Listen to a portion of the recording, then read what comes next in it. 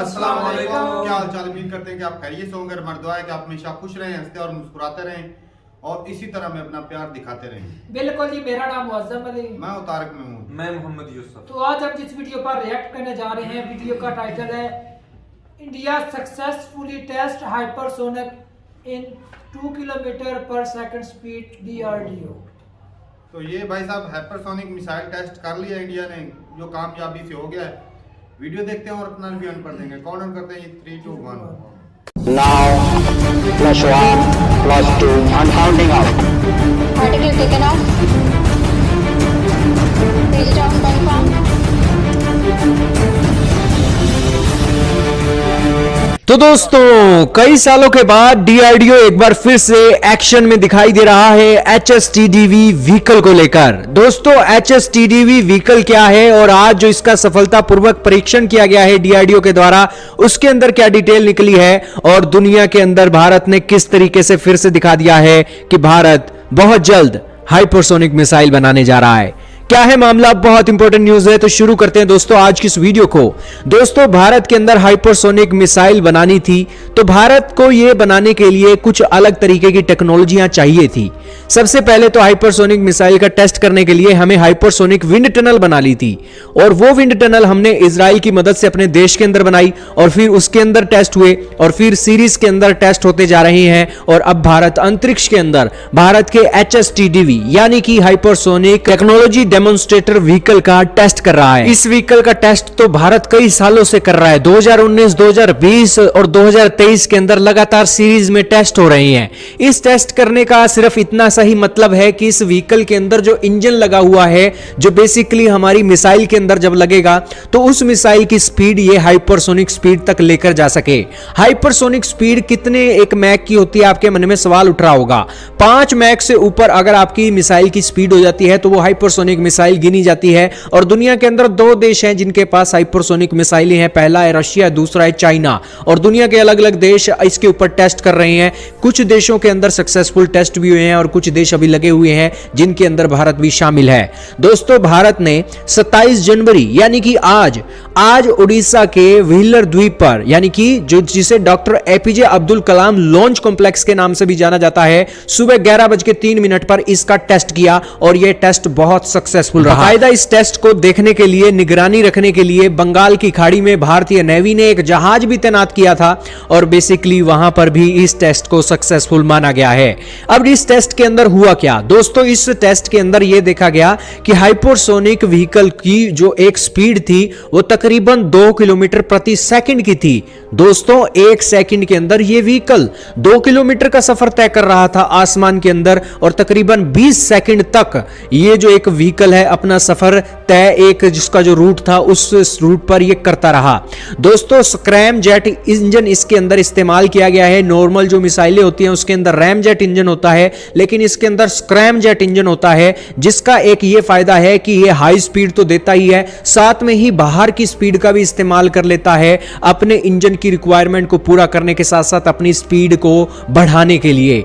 ये scrum jet engine के ऊपर जब हम महारत हासिल कर लेंगे तब हमारी हाइपरसोनिक मिसाइल बनकर तैयार हो जाएगी। और DRDO के एक के बाद एक ताबड़तोड़ टेस्ट यही दिखाते हैं कि भारत लगातार अपने हाइपरसोनिक मिसाइल बनाने के करीब जा रहा है। दोस्तों, DRDO की इस अचीवमेंट के ऊपर आप क्या बोलना चाहोगे? कमेंट सेक्शन में जरूर बताइएगा। लेकिन ये जो अचीवमेंट है दोस्तों, छोटी मोटी अचीवमेंट नहीं है। भारत रशिया के साथ मिलकर भी हाइपरसोनिक ब्रह्मोस बनाने के ऊपर काम कर रहा है, और दूसरी सिचुएशन में हम अपने देश के अंदर स्वदेशी तकनीक से DRDO की मदद से ये हाइपरसोनिक मिसाइल बनाने के ऊपर काम कर रहे हैं। जिस सीरीज के अंदर इसके टेस्ट हो रहे हैं, उम्मीद लग रही है कि हाइपरसोनिक मिसाइल जल्द बनकर तैयार होगी, और जिस दिन हाइपरसोनिक मिसाइल बन गई ना दोस्तों, उस दिन दुनिया का कोई देश भारत को आंखें नहीं दिखा सकेगा, जैसे रशिया को दुनिया के देश आंखें नहीं दिखा रहे हैं। दोस्तों, पाकिस्तान जैसा देश तो भूल ही जाए।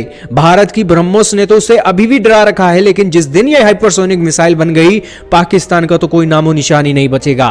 खैर, हाइपरसोनिक मिसाइल पाकिस्तानियों आप फिक्र मत करो, हम आपके लिए नहीं बना रहे हैं, हम ये मिसाइल बना रहे हैं पड़ोसी चाइना के लिए।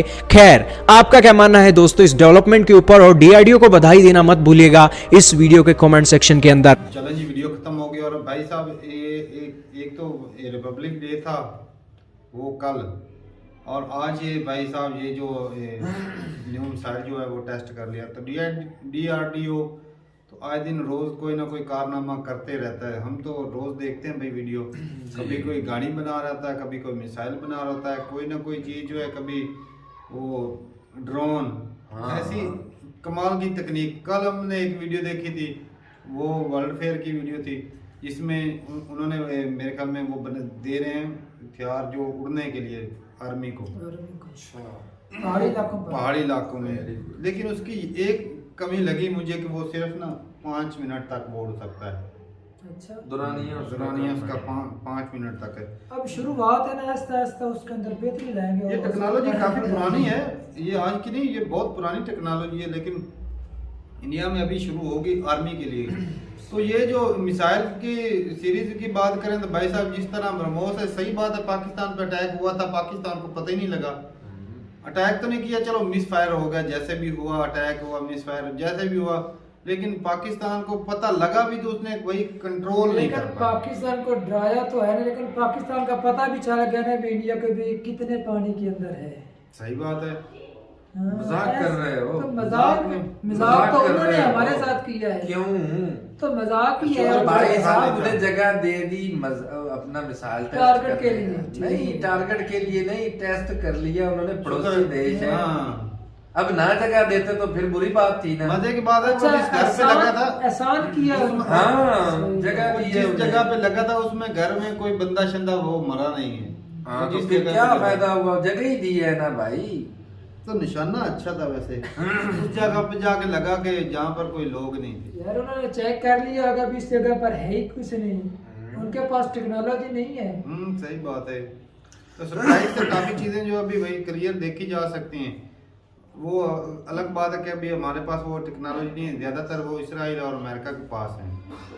तो जब मेरे ख्याल में ये रशिया की जो वार है ना, यूक्रेन और रशिया की, उसमें वो टेक्नोलॉजी को इस्तेमाल कर रहे हैं। तो ये भाई जो मिसाइल है इसकी जो स्पीड है, पहले इंडिया के पास सुपरसोनिक तो है वो ब्रह्मोस, तो जिसकी स्पीड वो अनकंट्रोलेबल है हमारे लिए खास करके, क्योंकि हमारे रडार में तो पता ही नहीं चलता, यूं आता है यूं चला जाता है।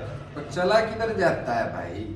जब पकड़ लेते हैं तब भी बदनामी करते हो, जब नहीं पकड़ते हैं तब भी बदनामी पकड़ा ही नहीं है, पकड़ा ही नहीं है, उनको पता ही नहीं चला क्या है कहां से। टारगेट पर लगा है, पकड़ना फिर क्या, बाद में पकड़ लिया था।